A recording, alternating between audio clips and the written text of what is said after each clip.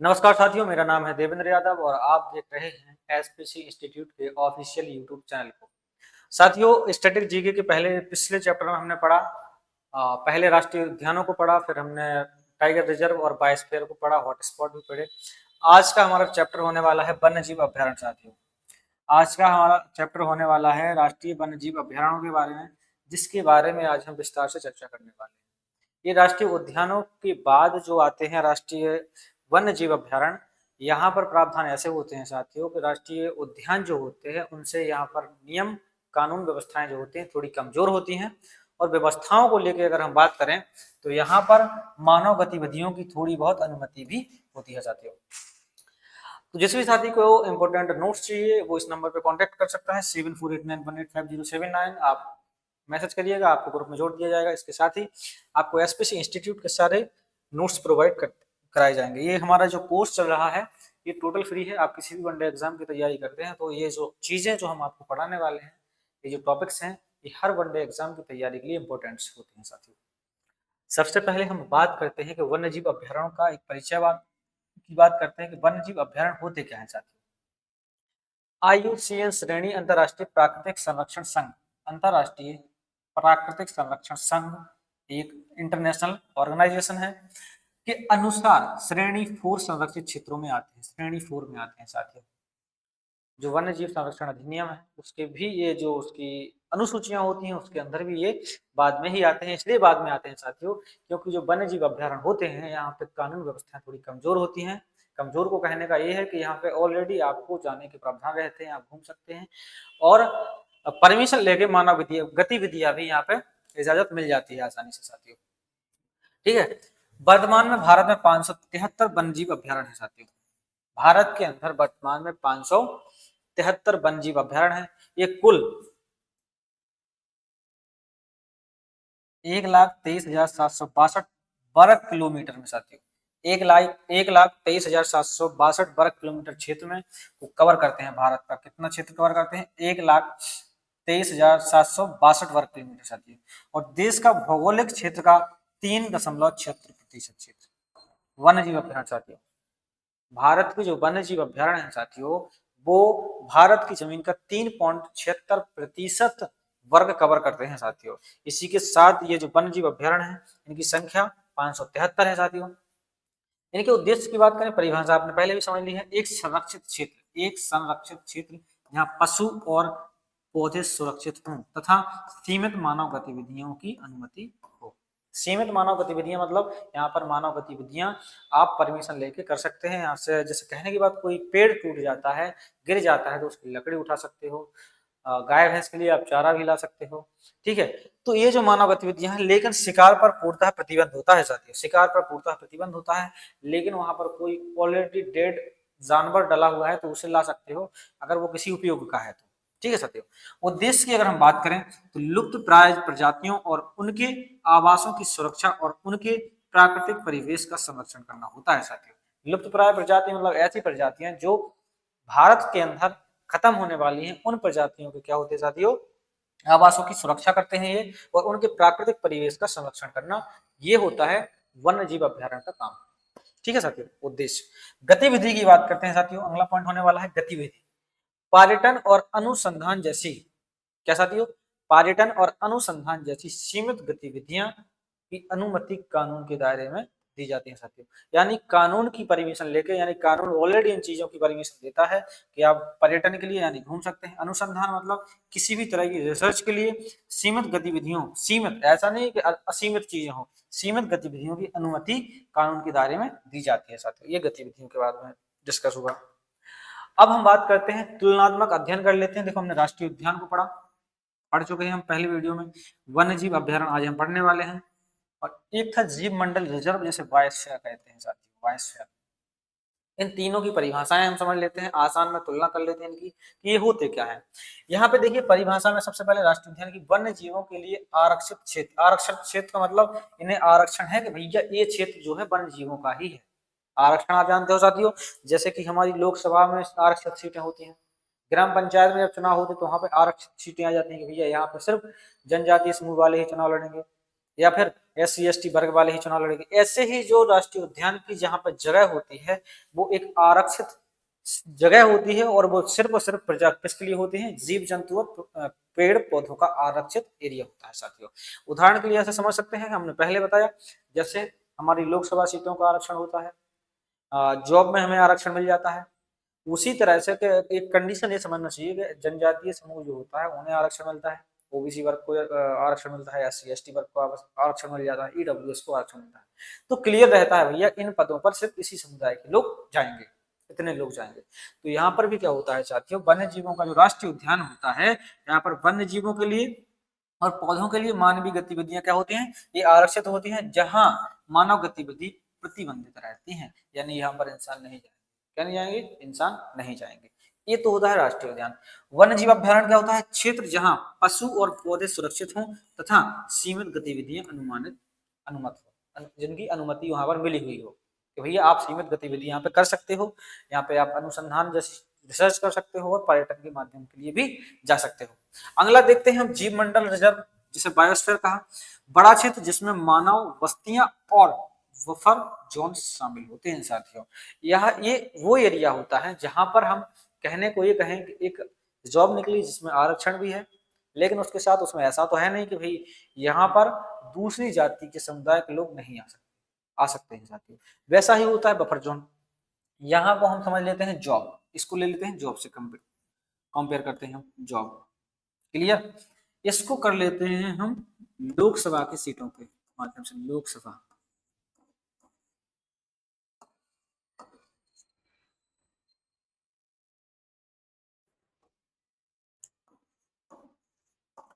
लोकसभा समझाते हैं आसानी से, ठीक है। और इसको कर लेते हैं जॉब से कंपेयर, इससे कर लेते हैं जॉब से कंपेयर, और इसको कर लेते हैं ग्राम पंचायत से, किससे कर लेते हैं, ग्राम पंचायत।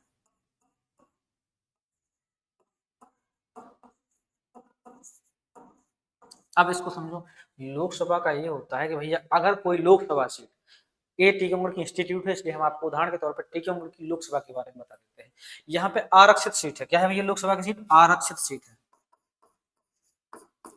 आरक्षित सीट है ये लोकसभा की। कैसी सीट है साथियों, आरक्षित सीट है। आरक्षित का मतलब ये हो जाता है यहाँ पे सिर्फ SC वर्ग, शेड्यूल कास्ट के लोग ही चुनाव लड़ते हैं लोकसभा पर। ये परिसीमन के बाद चेंज हो जाता है, लेकिन कुछ समय के लिए क्या होता है साथियों, यहाँ पे SC वर्ग के चुनाव लड़ते हैं, यानी यहाँ पे अन्य किसी वर्ग को चुनाव लड़ने नहीं दिया जाएगा लोकसभा के। क्लियर है। ऐसे ही होते हैं राष्ट्रीय उद्यान जहां पर सिर्फ और सिर्फ जानवर रहेंगे।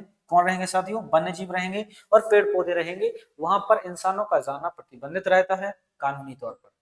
क्लियर है साथियों, यानी ये पूरा एरिया जो होता है राष्ट्रीय उद्यान ये जीव जंतुओं का होता है। अब हम बात करते हैं किसकी, वन्य के संरक्षण के लिए। ऐसा नहीं कि इंसान जाता नहीं, इनके संरक्षण के लिए वहां पर जो फॉरेस्ट पुलिस वगैरह होती है वो सब इनकी सुरक्षा में वहां पर रहते हैं। उनकी रहन सहन की चीजें, उनके इलाज की व्यवस्थाएं, जो अगर कोई जानवर बीमार हो जाता है तो सारी सुविधाएं जो होती हैं सरकार की तरफ से दी जाती हैं। अब हम बात कर लेते हैं वन्य जीव अभ्यारण्य। यहाँ पर मानव गतिविधियां सीमित अनुमानित होती हैं, यानी कहने का मतलब ये हो जाता है कि हम ग्राम पंचायत को चला रहे हैं, किसको चला रहे हैं साथ, ग्राम पंचायत को चला रहे हैं, तो ग्राम पंचायत में आरक्षण तो है साथियों, क्या है, आरक्षण तो है, क्या है साथियों, आरक्षण है।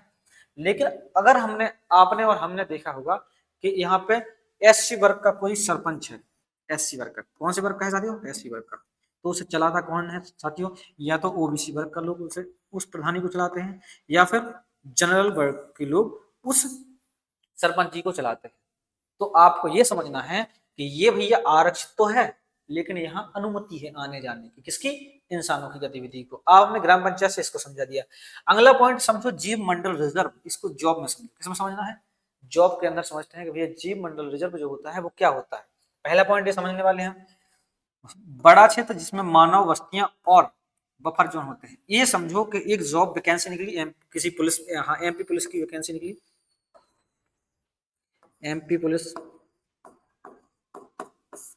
MP पुलिस की वैकेंसी निकली जिसमें 1000 पद है। कितने हैं पद साथियों, 1000 पद हैं।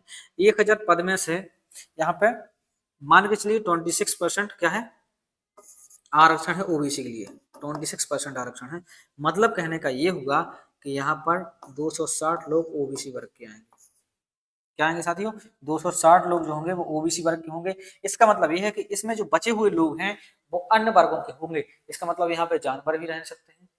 ये हम इंसानों को, प्रजाति को जानवरों में नहीं बता रहे हैं, हम आपको सिर्फ उदाहरण बता रहे हैं कि यहाँ पे सामान्य वर्ग के लोग भी वैकेंसी लेंगे, यहाँ पे ओबीसी वाले भी जाएंगे, एससी एसटी वाले, यानी सब लोग जाएंगे। तो आपको जीव मंडल रिजर्व में इतना समझना है कि यहाँ पर जो लोग होंगे वो कौन से होंगे, यहाँ पे मानव बस्तियां भी रहेंगी, जानवर भी रहेंगे, पेड़ पौधे भी रहेंगे, मतलब बफर जोन के अंदर जो जीव मंडल रहता है बायोस्फीयर में, उसके अंदर सब रह सकते हैं।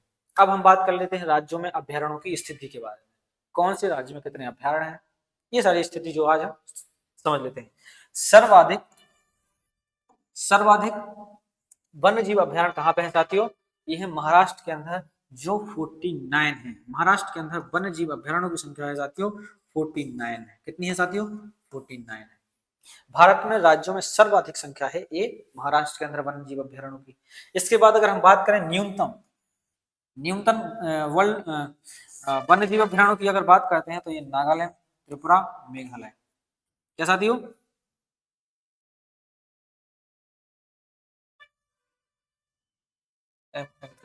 एमपी, ठीक है साथियों। नागालैंड, त्रिपुरा और मेघालय, ये जो 7 सिस्टर के राज्य हैं, नागालैंड, त्रिपुरा और मेघालय, यहाँ पे सबसे कम संख्या है किसकी है मेरे साथियों, वन्य जीव अभ्यारण्यों की, जो है टोटल करके कितनी है साथियों, 4 संख्या है साथियों। अब थोड़ी सी और हम बात कर लेते हैं। केंद्र शासित प्रदेश की बात करें, यूनियन टेरिटरी की अगर हम बात करें, तो सर्वाधिक अंडमान निकोबार द्वीप समूह में, अंडमान निकोबार द्वीप समूह में 97 कितने हैं साथियों, 97 वन्य जीव अभ्यारण्य है साथियों। वन्य जीव अभ्यारण्य 97 वन्य जीव अभ्यारण्य है साथियों अंडमान निकोबार द्वीप समूह, जो राज्यों की संख्या से भी ज्यादा हो जाता है।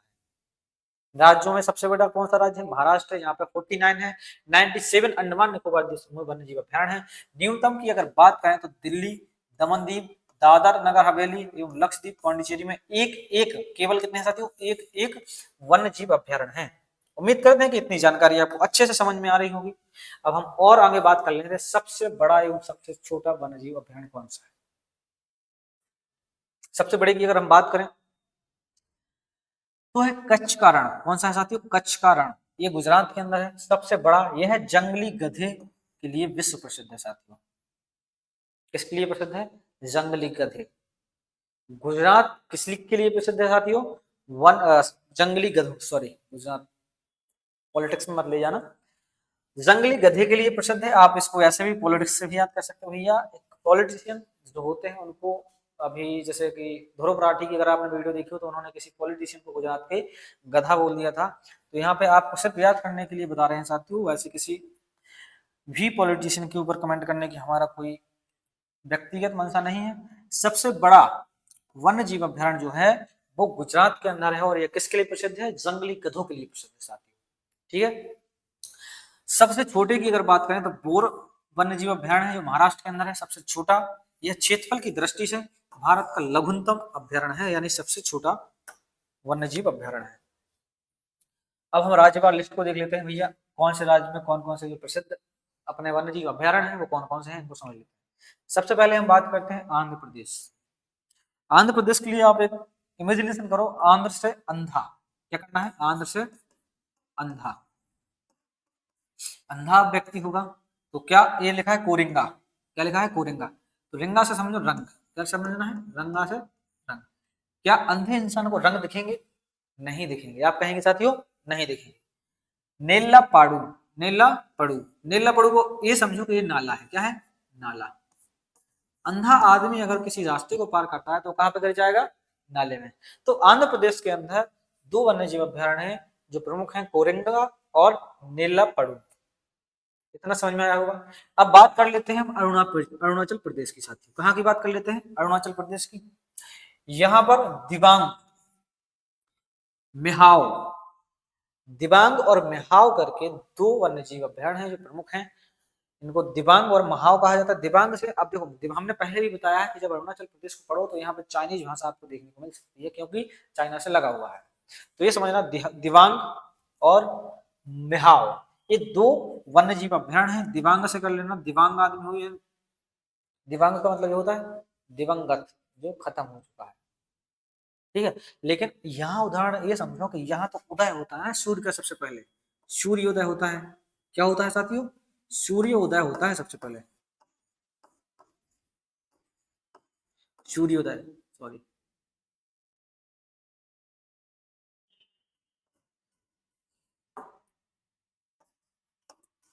सूर्योदय, यहाँ पे सूर्योदय सबसे पहले होता है।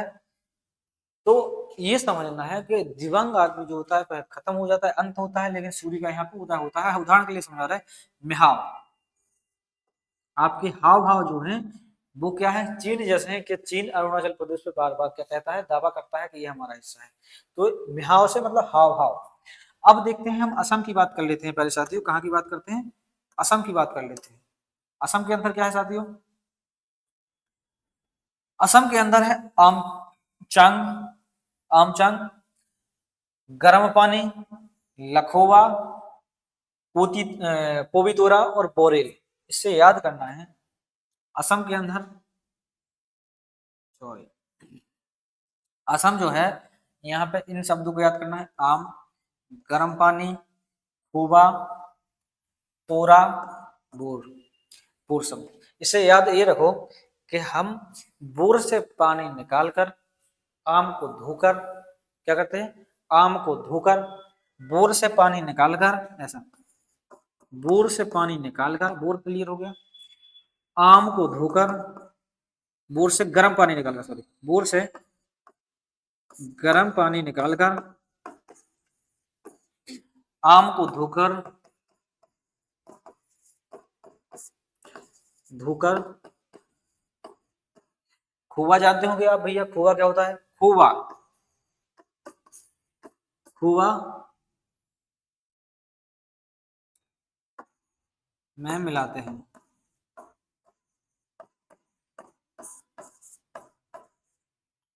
और इसको याद रखो, यहाँ पे बितोरा याद कर लो, बितोरा, बितोरा को देते हैं, किसको देते हैं? बितोरा को देते हैं। याद रखो, बोर से पानी निकालते हैं, बोर से गर्म पानी निकालते हैं, आम को धोते हैं, खूबा में मिलाते हैं और बुतोरा को देते हैं। किसको देते हैं? बितोरा को देते हैं। इससे हो जाएगा, देखो, बोरेल से हो जाएगा, बोर से बोरेल, ठीक है। गर्म पानी निकालते हैं मतलब गर्म पानी अभ्यारण। आम, आम को धोते हैं यानी आम चांग, क्लियर है, आम को धोते हैं। और खोबा में मिलाते हैं मतलब लखोबा। और बितूरा को देते हैं मतलब वो भी तोरा। ऐसे थोड़ा सा सिर्फ इमेजिनेशन करना है, उन चीजों से रिलेटेड हमको एक हल्की सी कहानी या एक लाइन बनानी है जिससे याद होने करने में आसानी हो जाए या सहूलियत हो जाए। चलिए आगे बढ़ते हैं। उम्मीद करते हैं कि आपको आंध्र प्रदेश, अरुणाचल प्रदेश और आसाम की जो है राष्ट्रीय अभ्यारण्य समझ में, वन्य जीव अभ्यारण्य समझ में आए होंगे। अब हम बात कर लेते हैं बिहार की। कहाँ की साथियों? बिहार की। यहाँ पर एक है भीम बांध वन्य जीव अभ्यारण्य, वरेला झील वन्य जीव अभ्यारण्य। ये झील के ऊपर है क्योंकि यहाँ पे झील जो है, यहाँ पे जीव जो वन पानी के अंदर के जीव हैं, इनके लिए ये प्रसिद्ध माना जाता है साथियों। भीम बांध बिहार के अंदर। उदाहरण के तौर पर ये समझो कि हम कल्पना करते हैं भगवान बुद्ध की, तो भगवान बुद्ध के बाद जो भारत के जो कॉन्स्टिट्यूशन के लिखने वाले रहे उनका नाम था बाबा साहब भीमराव अंबेडकर। बात समझे ना? तो हम बिहार में जन्मे महात्मा बुद्ध जी और उनके अनुयायी डॉक्टर भीमराव अंबेडकर साहब। तो आपको भीम शब्द ये हो गया बिहार से। भीम बांध क्या करते हैं? वरेला झील, क्या है? वरेला झील। जो बांध और झील की अगर बात आए तो आपको बिहार को सीधे रख देना है कि भैया ये कहाँ से है, बरेला झील और भीम बांध वन्य जीव अभ्यारण्य बिहार की। अब बात कर लेते हैं हम छत्तीसगढ़ की। बादल कोहल, वादल कोहल, वारन बपारा, वारन वापारा जोंक नदी के अंदर से बहती है। क्या होती हुई है? वारन बपारा जोंक नदी के अंदर से बहती है। ये जो है बादल कोहल, बादल कोहल छत्तीसगढ़ के अंदर, ये समझो मध्य प्रदेश से अलग हुआ। मध्य प्रदेश के अंदर अच्छी खासी बारिश होती है पंचमढ़ी वाले एरिया में, उधर से हमारा छत्तीसगढ़ अलग हो गया। तो बादल कोहल क्या कर दिया हमने? अलग कर दिया। समझो, बादल कोहल को क्या किया? अलग किया। बारन बपारा, ये जो दो हैं जोंक नदी के अंदर से बहते हैं। क्लियर है? अब बात कर लेते हैं गोवा राज्य की। किस राज्य की? गोवा राज्य की, जो कि महाराष्ट्र के पास है। कोटी गांव, नेत्रावली। गोवा जो है ये समझो गोवा छोटा सा राज्य है, तो इसे गांव से कन्वर्ट कर दो। तो भैया ये तो गांव जैसा है ना, गोवा कैसा है, गांव जैसा है।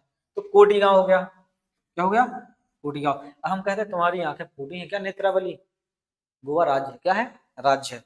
तो नेत्रावली कर दो भैया, नेत्रावली आपकी फूटी है क्या, समझ में आ रहा है साथियों। तो आपको कोटी गांव, कोई कहता है भैया गोवा राज्य नहीं गांव है, आप कहते हो कि आपकी नेत्रावली फूटी है क्या, भैया नेत्र आपके फूटे हैं क्या, ये एक राज्य है। तो आपको याद करना है कोटी गांव से कोटी गांव वन्य जीव अभ्यारण्य, नेत्रावली से नेत्रावली वन्य जीव अभ्यारण्य। चलिए आगे बढ़ लेते हैं। राज्यवार वन्य जीव अभ्यारण्य में हम अब गुजरात की बात कर लेते हैं। गुजरात में अभी हमने कौन सा पढ़ा था, जो किसके लिए, जंगली गधों के लिए प्रसिद्ध था। अब यहाँ पे समझ लेते हैं, गागा, गागा ग्रेट, इंडियन वस्टर्ड, खिजड़िया और बरदा। इसमें ये कहो, ऐसा सोचो, गा से गुजरात है तो गागा ग्रेट कर देना, क्या कर देना, गागा ग्रेट। अब जैसे दोस्त अगर बैठे रहते हैं वो कहते हैं क्या, गाना गाओ, गा गा गा गा बोलते रहते हैं ना, गा गा गा गा। अब वो गाना नहीं गाता, वो कहते हैं अरे यार अभी मुझे याद नहीं आ रहा, क्या नहीं हो रहा, अभी याद नहीं आ रहा, बाद में गाएंगे। तो वो कह देता है वस्टर्ड, वस्टर्ड एक गाली होती है, तो वो क्या क्या बोलता है उससे, वस्टर्ड। इसको खदेड़ दो, खजड़िया, खिजड़िया का मतलब खदेड़ दो। गाना नहीं गाया तो क्या किया, उससे पहले बास्टर्ड बोला, फिर उसको खदेड़ दिया, क्लियर है। और फिर कहता है बरदा, एक नया लड़का है उससे कहता है बरदा अब तुम सुनाओ गाना, क्या करो तुम सुनाओ। तो गागा ग्रेट इंडियन वस्टर्ड, खिजड़िया और बरदा कहाँ के वन्य जीव अभ्यारण्य है साथियों, गुजरात के वन्य जीव अभ्यारण्य है साथियों। अगले पॉइंट में हम जाते हैं। अगला हमारा जो पॉइंट होने वाला है वो है हरियाणा और हिमाचल प्रदेश। कौन सा है साथियों, हरियाणा और हिमाचल प्रदेश होने वाला है साथियों। थोड़ा सा वेट कर लीजिए।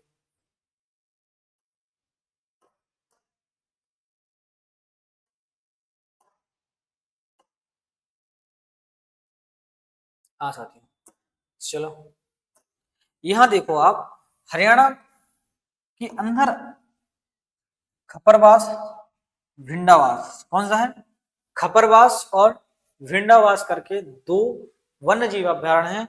खपरवास को ऐसे समझो हरियाणा के अंदर, यहाँ पे पहलवान होते हैं, कौन होते हैं साथियों, पहलवान, जो हमेशा क्या करते हैं, कुश्ती करते रहते हैं, यानी किसी से भी भिड़ जाते हैं, क्या करते हैं साथियों, भिड़ जाते हैं, क्या करते हैं साथियों, भिड़ जाते हैं। हरियाणा किसके लिए प्रसिद्ध है, कुश्ती करते हैं वहां के लोग, सबसे ज्यादा कुश्ती में जाते हैं, तो किसी से भी भिड़ जाते हैं, तो इससे याद रखना आपको भिंडावास। अब है खपरवास, बास शब्द आपने अगर भिंडावास देख लिया तो बास शब्द जो आया उसमें भी खपरवास भी आप किसी को कर देना, हरियाणा से कर देना। अगला राज्य होने वाला है, अगर साथी आपको दिख रहा है स्क्रीन पे तो मैं यहाँ पे लिख देता हूँ, अगर नहीं दिख रहा है, हिमाचल प्रदेश। क्या है साथियों, हिमाचल प्रदेश। हिमाचल प्रदेश के अंदर जो है एक है रेणुका, रेणुका। अगला होने वाला है शिकार देवी, कौन सी देवी साथियों, शिकार देवी वन्य जीव अभ्यारण्य।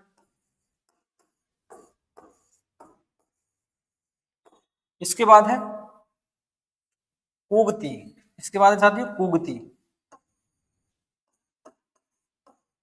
इसमें ये ऐसा याद रखो, हिमाचल प्रदेश के अंदर रेणुका देवी जी हैं, कौन सी हैं, रेणुका देवी जी हैं, जो क्या करती हैं साथियों, शिकार करती हैं। जंगल के अंदर क्या है, एक रेणुका देवी है जो शिकार करती हैं, किसका करती है, कुगाती का, कुगती किसका करते हैं साथियों, एक कुगती, इमेजिनेशन कर लो कि कुगती कोई प्राणी है, और कौन है, रेणुका देवी उस जंगल में है, हिमाचल प्रदेश के जंगल में है, कहां पर है, हिमाचल प्रदेश के जंगल में है। तो वो क्या करती हैं, शिकार, क्या करती हैं, शिकार करती हैं, किसका करती है, कुगती, कुगती का वो शिकार करते हैं। तो हो सकता है कि आपको ये बात समझ में आई होगी। ऐसे ही हमें सारे पॉइंट्स को कोई ना कोई ट्रिक से क्या करना है साथियों, इनको याद करते जाना है। अगला हमारा आने वाला है झारखंड और दक्षिण भारत के हम कुछ राज्यों के वन्य जीव अभ्यारण्य को अच्छे से समझने वाले हैं। झारखंड में हजारीबाग, झारखंड, झारखंड से भी आप समझ सकते हैं कि ऐसा खंड जहां पर बाग बगीचा हो, झारखंड, झाड़ी, झाड़ से समझो झाड़ी बगीचे, झाड़ियां नहीं होती साथियों, झाड़ी, झाड़ी बोल सकते हैं, जैसे झारखंड से समझो झाड़ी, तो झाड़ी को बोल लो बाग, क्या बोल लो बाग। तो हजारीबाग वन्य जीव अभ्यारण्य को डलमा, डरवा दिया, जब बाग में जाके हमने क्या कर दिया, डरवा दिया, तो हो गया डलमा। ऐसे याद करना, हजारीबाग और डलमा वन्य जीव अभ्यारण्य कहाँ पर है साथियों, झारखंड के अंदर।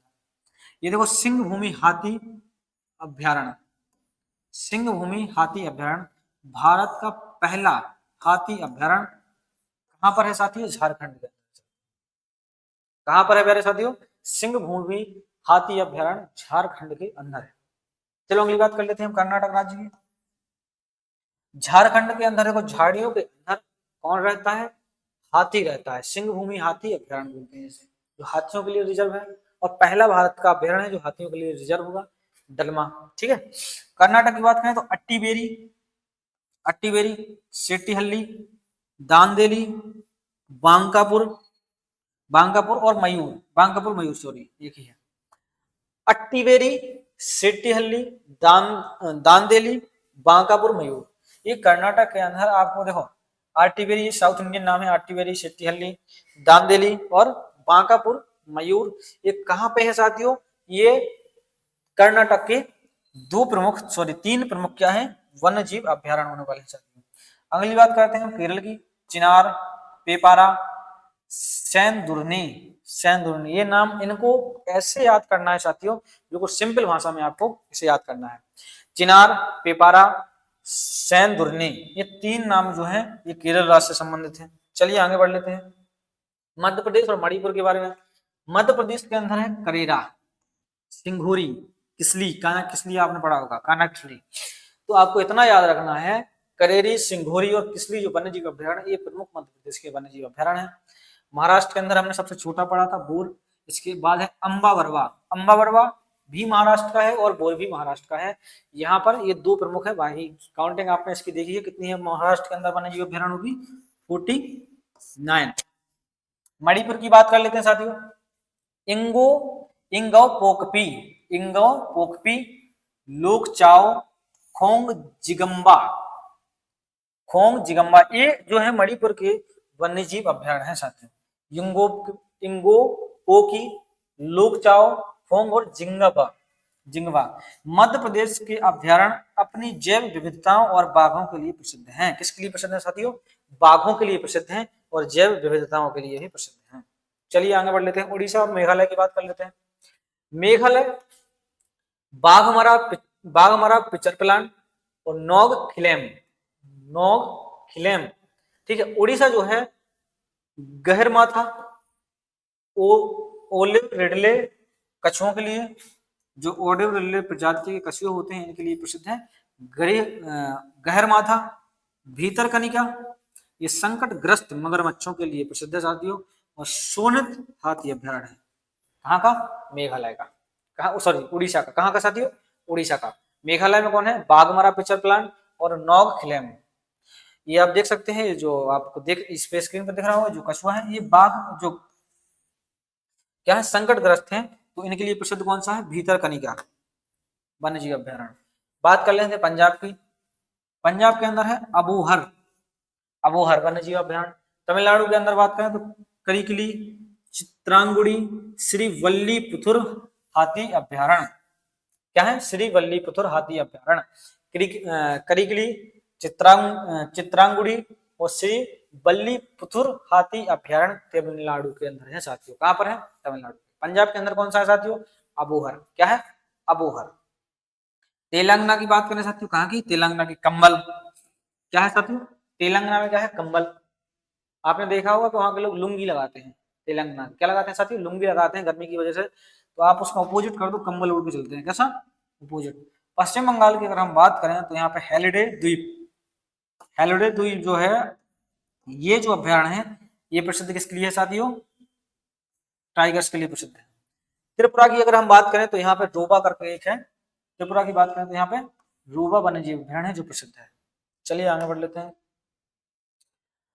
यूनियन टेरिटरी की बात करें अगर हम केंद्र शासित प्रदेशों के अंदर वन्य जीव अभ्यारण्यों की बात करें तो इसमें जो सबसे पहले आता है अंडमान निकोबार, यहाँ पे 97 वन्य जीव अभ्यारण्य है।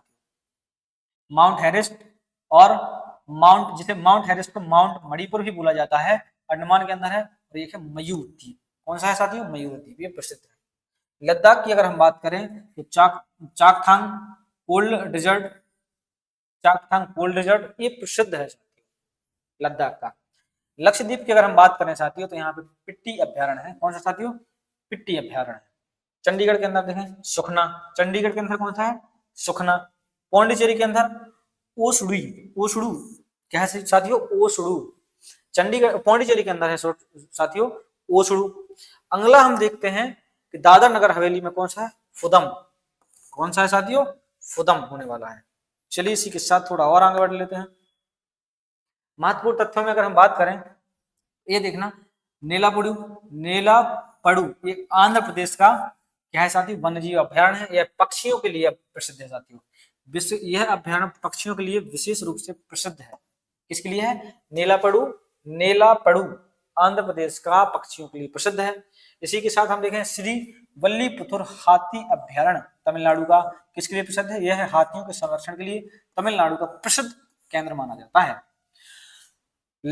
लाओखुवा अभ्यारण्य असम का, यह ब्रह्मपुत्र नदी के दक्षिण तट पर स्थित, कहां पर है साथियों, लाओखुवा अभ्यारण्य असम का, यह ब्रह्मपुत्र नदी के तट पर स्थित एक महत्वपूर्ण जैव विविधताओं का क्षेत्र है। इसी के साथ आगे बढ़ लेते हैं साथियों। महत्वपूर्ण तथ्य में देख लेते हैं, वारन बपारा छत्तीसगढ़ का, जोंक नदी इसके अंदर से गुजरती है, यह भी हमने पढ़ा। जो महानदी की सहायक नदी है, किसकी सहायक नदी है, महानदी की सहायक नदी। एक है भीतरकनिका उड़ीसा का, ये हमने पढ़ लिया है। संकटग्रस्त एस्चुरिन मगरमच्छों के लिए संरक्षण के लिए प्रसिद्ध है। मगरमच्छ देख सकते हैं, इनके संरक्षण के लिए प्रसिद्ध है भीतरकनिका। भीतर मगरमच्छ कहाँ रहते हैं, पानी के भीतर। मगरमच्छों के लिए प्रसिद्ध कौन सा है, उड़ीसा का भीतरकनिका। इसी के साथ हम आगे बढ़ते हैं, राष्ट्रीय चंबल अभ्यारण्य। कौन सा भैया, राष्ट्रीय चंबल अभ्यारण्य। ये जो जीव दिख रहा है, ये भारत का जो जलीय जीव है वो राष्ट्रीय जीव है साथियों। यह राजस्थान, मध्य प्रदेश और उत्तर प्रदेश के त्रिबिंदु पर स्थित है। मध्य प्रदेश, राजस्थान और उत्तर प्रदेश, जैसे कि हम जब मथुरा वृंदावन जाते हैं तो वहां पे एक केंद्र आता है जो उत्तर प्रदेश का भी रहता है और राजस्थान का भी रहता है। ऐसे ही मध्य प्रदेश, राजस्थान तीनों का बिंदु यहाँ पर मिलता है। मध्य प्रदेश, राजस्थान और उत्तर प्रदेश, वहां पर स्थित है कौन सा, राष्ट्रीय चंबल अभ्यारण्य। संरक्षित प्रजातियां, संकटग्रस्त घड़ियाल, घड़ियाल आप जानते होंगे साथियों, जो पानी में हमेशा रहते हैं। लाल कलगी वाला कछुआ, एक लाल कलगी वाला कछुआ होता है, ये भी इसके लिए प्रसिद्ध है। गंगा नदी डॉल्फिन, ये भारत की जो राष्ट्रीय जलीय जीव है, ये जो आप देख रहे हैं। प्रमुख पर्यावरण एवं वन्य जीवों के एक्ट देख लेते हैं भैया। इनसे संबंधित जो जीवों के लिए संरक्षित कानून बने, जैसे कि हम आरक्षण के लिए कानून होते हैं, हर चीज के लिए कानून होते हैं, वैसे ही आपको ये समझो कि प्रमुख पर्यावरण एवं वन्य जीवों से संबंधित एक्ट कौन कौन से। सबसे पहले देखो भारतीय वन अधिनियम। भारतीय वन अधिनियम 1927 में आया। कब आया साथियों, 1927 में आया। इसके बाद वन्य जीव संरक्षण अधिनियम, इसको हमने पढ़ा है 1972 में आया, 1972 में आया। वन संरक्षण अधिनियम, वन्य जीवों का ये था और ये वन संरक्षण है, यानी पेड़ पौधों के लिए है। ये कब आया, 1980 में आया साथियों। पेड़ पौधों पर काटने पर रोक लगाई गई। पर्यावरण संरक्षण अधिनियम, ये 1986 में आया। आपने देखा होगा जो वन संरक्षण अधिनियम, इसके तहत आप बहुत सारे पौधे पेड़ होते हैं आप नहीं काट सकते, अगर काटते हैं तो उसके ऊपर आपके ऊपर केस हो जाता है। जैव विविधता अधिनियम, कौन सा साथियों, जैव विविधता अधिनियम 2002 में आया। इसके बाद प्रमुख वन्य जीव प्रोजेक्टों के बारे में देख लेते हैं। प्रोजेक्ट कछुआ घड़ियाल, कछुआ और घड़ियाल प्रोजेक्ट हंगुल और कस्तूरी, ये 1970 में आए। कछुआ, घड़ियाल, हंगुल और कस्तूरी किसमें आए साथियों, 1970 में आए। प्रोजेक्ट गिर सिंह टाइगर, ये 1972, 73 और 75 में आए। कब आया, 1972, 73 और 75 के बीच आए। अगली बात कर लेते हैं प्रोजेक्ट हाथी, कब आया साथियों, 1992 में। इसको याद रखना साथियों, प्रोजेक्ट हाथी कब आया साथियों, 1992 में, हाथियों की प्रजाति के संरक्षण के लिए। प्रोजेक्ट हिम तेंदुआ, जो बर्फीले तेंदुए होते हैं, वो कब चला प्रोजेक्ट, 2009 के अंदर चला साथियों। इसी के साथ हमारा चैप्टर ये यहीं पे खत्म होता है। और आपने अगर क्लास को लास्ट तक देखा है तो एक बार कमेंट बॉक्स में अपनी इन्फॉर्मेशन दे दीजिए। और यहाँ पे एसपीसी इंस्टीट्यूट का 74891850 कॉन्टैक्ट नंबर है, इस पर कॉन्टैक्ट कीजिए, आपको ग्रुप में जोड़ दिया जाएगा और ये नोट्स आपको वहीं पे मिल जाएंगे। उम्मीद है पहले जब हम पढ़ाते हैं तो आप साथ में ही नोट्सों को लिखते जाया करो और समझा करो बहुत फ्री माइंड में। चीजें क्या है कि हम देखो अभी हमारा टॉपिक क्या रहा, राष्ट्रीय अभ्यारण्य पढ़े, हम राष्ट्रीय उद्यान पढ़े, टाइगर रिजर्व पढ़े, बायोस्फीयर पढ़े, और इसके साथ ही हमने जैव विविधताओं वाले हॉटस्पॉट, भारत के चार हॉटस्पॉटों का। अब ये है कि हम जब ये सारे चैप्टर्स को क्लियर करा चुके हैं तो आपको भी ये लगना चाहिए कि अब कुछ क्लियर होना चाहिए। हमारा अगला जो वीडियो आने वाला है वो हम बहुत जल्दी यानी कल लाएंगे, तो आप तब तक के लिए यूट्यूब को सब्सक्राइब कर लीजिए और बेल आइकन घंटी को प्रेस कर दीजिए, ताकि आने वाले जो वीडियो रहेंगे वो आप तक, हर वीडियो का नोटिफिकेशन आप तक पहुंचता रहे। इसी के साथ जय हिंद, जय भारत।